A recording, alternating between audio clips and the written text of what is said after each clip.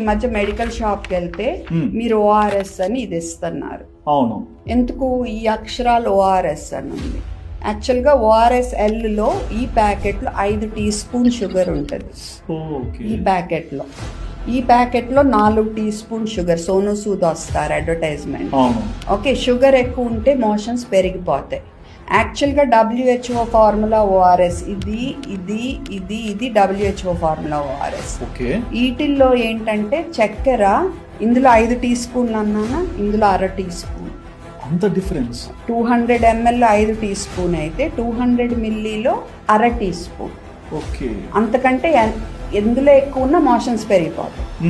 So వీళ్ళు చాలా ఏళ్ళు ఓఆర్ఎస్ అని అమ్మారు ఇది.